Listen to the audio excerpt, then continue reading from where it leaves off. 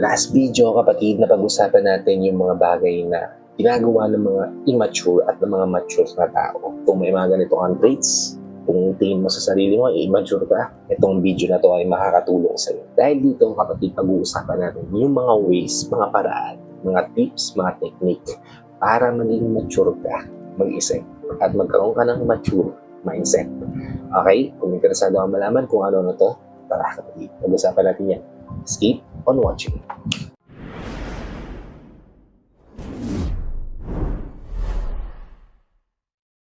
Hi, I'm Gary Okimot. Gumagawa ako ng mga videos na katulad nito para matulungan ka na maging best version ng sarili mo para maibigay mo yung best self mo. Siyempre, taong mahal mo. Kaya kung bago ka pa lang dito sa channel ko, please consider liking this video.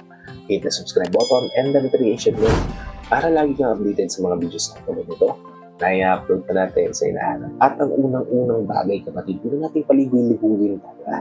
Ang unang-unang bagay kapatid na makakatulong sa iyo para magkaroon ng mature na pag-iisip ay yung alamin mo kung ano yung mga emosyon na nararamdaman. Kung may mga bagay bang dumarating sa iyo, ano ba yung una mong nararamdaman? Nagagalit ka ba sa mga problema? Nababadtrip ka ba sa mga tao sa paligid mo? Naiinis ka ba sa mga epal sa paligid mo? I-identify mo ng maayos kung ano yung mga nararamdaman mo sa mga iba't ibang sitwasyon. That way, hindi ka basta-basta madadala ng emosyon na nararamdaman mo at makokontrol mo ng maayos yung isipan mo. Okay, proceed tayo sa ikalawang paraan. Mag-take responsibility ka. Kapatid, lagi mong tatandaan, 90% na nangyayari sa buhay mo ngayon, usually, problema yung ginagawa rin natin, di ba? Sample, kinurot mo yung kapatid mong bunso dahil nakikitan ka. Umiyak yung kapatid mong bunso dahil nasaktan siya. Pinagalitan ka ng magulang mo. Nagkasagutan kayo ng magulang mo, sinong may kasalanan, sino nagsimula, sino gumawa ng problema. Diba? You should always take responsibility and accountability sa mga action na ginagawa. Be responsible enough and you will find yourself na stepping up para mas maging mature na tao. Okay? Proceed tayo sa ikatlo, which is maghanap ka ng tao na iidolohin mo. Merong mga tinatawag na mentor. Yung mga tao na tingin mo pag ginaya mo magiging katulad ka nila. Yung mga gusto mong maging sa hinaharap. Meron din naman yung mga idol na hinahangaan mo lang. Dahil maganda, dahil pogi, dahil matinding laktik ka. Pero may mga tao na gusto mong maging katulad nila yung direksyon ng buhay na tinatahak. Diba? Yun yung mga taong hanapin. Yun yung magiging role model para magkaroon ng direksyon, ng guide, yung patutunguhan ng kung sino kang magiging sa hinaharap. Kapag ginawa mo yung kapatid, step up ka na para maging mature na tao. Okay? Kasi tayo sa ikatlo, sulat mo kung ano-ano yung mga bagay na naiisip. Sabi nga nila, huwag mong basta-basta pagkakatiwalaan yung isip. Kung may mga idea ka na nag-generate sa isip mo, mas maganda na itinatala mo yan sa isang notebook o sa diary para hindi mawawala yung mga naiisip mong idea. At maisasaka to para kung ano man yung mga goals na sinet mo. That way, kapatid, matatrack mo yung mga bagay na dapat at hindi mo dapat gawin at may i-align mo sa gusto mong mangyari sa buhay mo. Okay? Ikalima, magiging open-minded tayo.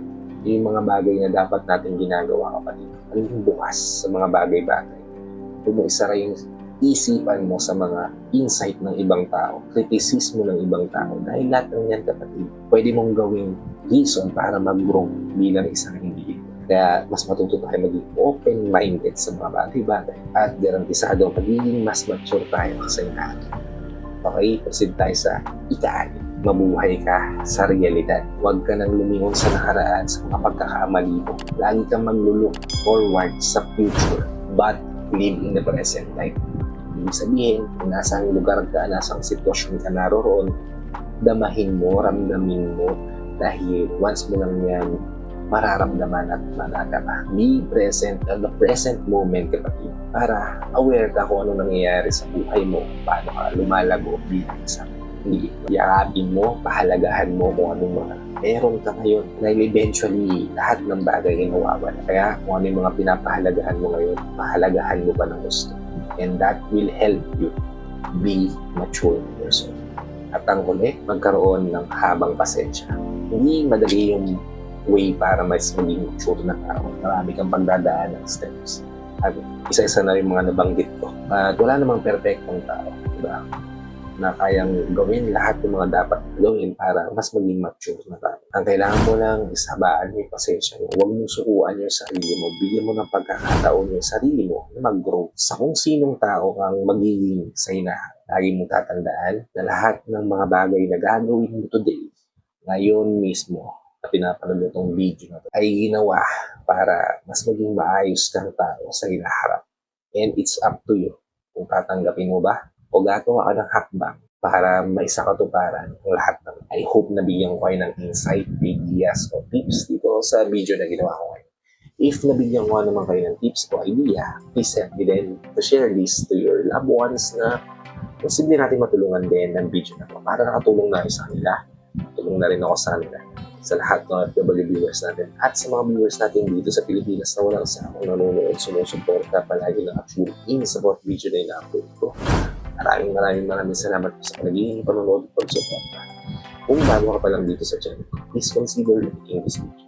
Hit the subscribe button and the notification bell para lagi kang updated sa mga videos na katulad nito na i-upload na natin sa lahat. So, hanggang dito na lang mga kapatid. Maraming salamat po ulit sa panonood. I hope to see you all on my next vlog.